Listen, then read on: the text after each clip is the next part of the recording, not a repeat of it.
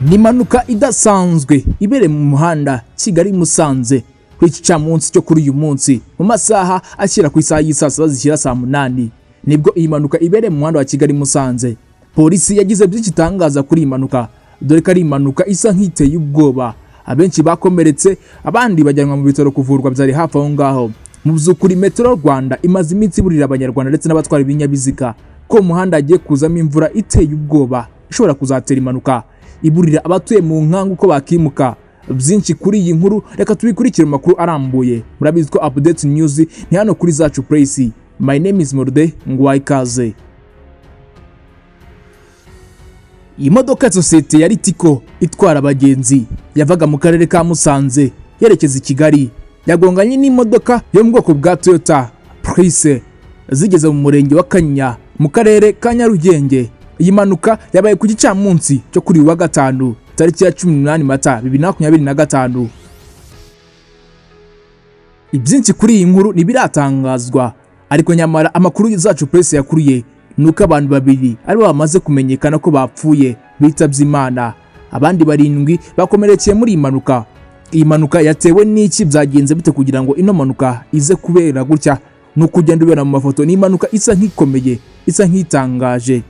Mu muhanda Kigali Musanze mu murenge wa Kinyinya habereye impanuka aho Ritiko yavaga i Rubavu yerekeza i Kigali yaguye mu muhanda, ndetse izindi modoka ebyiri zirenga umuhanda zirawuminuka karahava.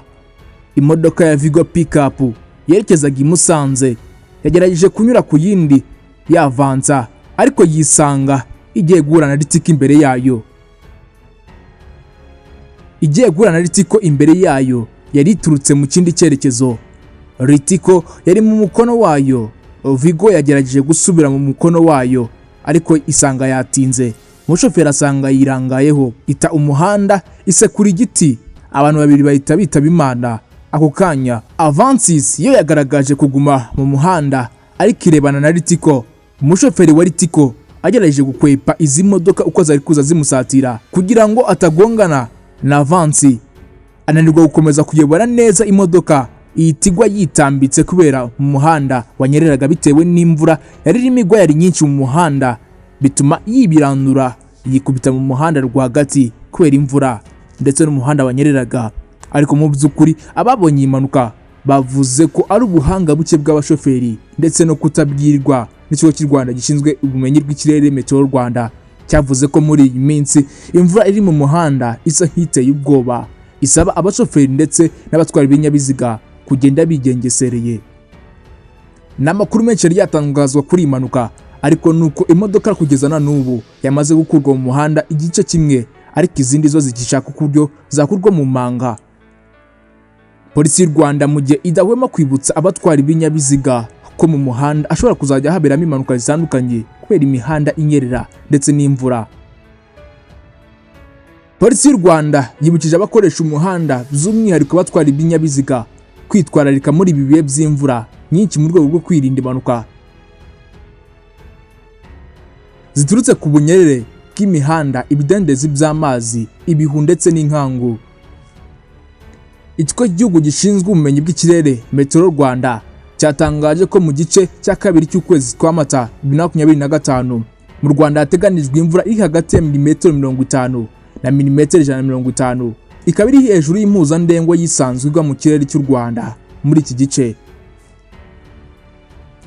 Ni mu gihe ishami ry'umuryango w'abibumbye ryita ku buzima OMS rivuga ko buri mwaka ku isi yose impanuka zo mu muhanda zihitana ubuzima bw'abagera kuri miliyoni 13.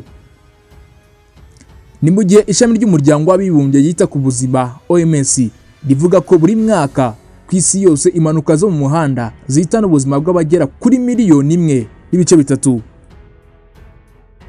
Bavuga ko kandi inyinshi muri zo zituruka ku burangare bw'abatwara ibinyabiziga ndetse n'ababiyobora mu muhanda.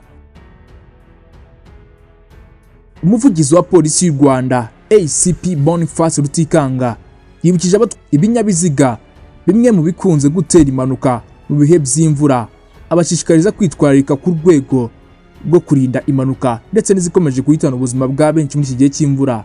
Yagize ati mu bihe by'imvura usanga imihanda yanyereye, yaretsemo amazi yagwiriwe n'inkangu ndetse hariho n'ibihu bituma utwaye adashobora kureba imbere ye neza. Yakomeje avuga ati murasabwa kugenzura ibinyabiziga byanyu ko nta mbogamizi byabateza kandi mukaba mufite icyemezo cy'ubuziranenge bw'ikinyabiziga mbere yuko mwinjira mu muhanda. Yavugaga silence de contrôle. ACP Rutikanga biciye abatwara ibinyabiziga ko udukoresho duhanagura ibirahure cyangwa se sunglasses tugomba kuba dukora neza, amatara yaka ndetse na feri zikora neza kandi n'amapine adashaje kugira ngo bibarinde ubunyerere buri mu muhanda ndetse no kwirinda umuvuduko ukabije, kandi bakibuka gusiga intera ihagije hagati y'ibinyabiziga byabo. Ubwo yavugaga ikinyabiziga kiri imbere ndetse n'ikiri inyuma kugira ngo hagize ikinyerera gato ikiri imbere kitaza kugira ikibazo. Umuvugizi wa polisi y'u Rwanda kandi yagiriye inama abatwara ibinyabiziga ko mu gihe imvura ikomeje kuba nyinshi muri iki gihe imihanda ikarengwa n'amazi menshi, guparika ku ruhande bategereza ko umuhanda wakongera kuba nyabagendwa. Umuvugizi wa polisi y'u Rwanda kandi ACP Rutikanga Boniface yagiriye inama abatwara ibinyabiziga ko mu gihe cy'imvura ikomeje kuba nyinshi nk'uko Metro Rwanda ikomeje kubitangaza, imihanda ikarengerwa n'amazi menshi, bagomba guparika ku ruhande bagategereza ko umuhanda wongera kuba nyabagendwa, ariko nanone bakirinda guparika munsi y'ibiti hafi y'imikingo n'ahanyura imivu y'amazi kugira ngo birinde impanuka zikomeje guterwa n'iyi mvura imaze iminsi iri kugwa.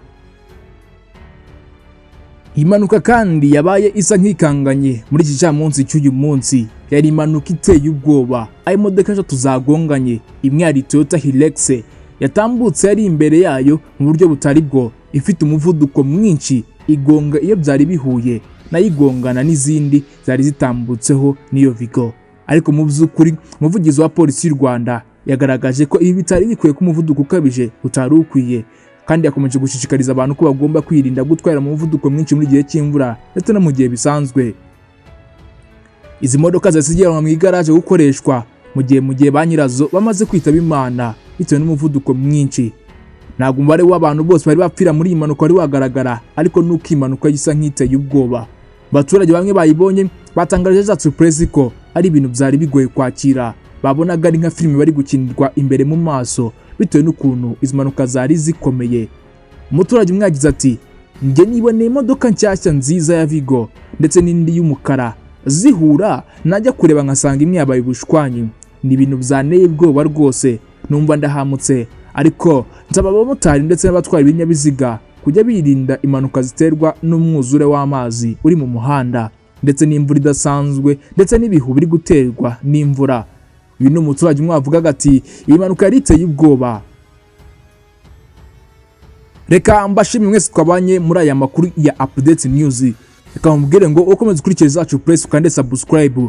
Update News ni ku gihe, igitangazamakuru zacu press ni icyambere.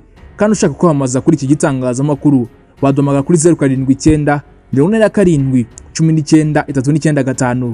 Nazisubiramo 079 47 19 395. Dukurikiye kuri YouTube channel ni zacu press, ukande subscribe ndetse na comment ntugende utayitanze. My name is Morde, ndabashimiye.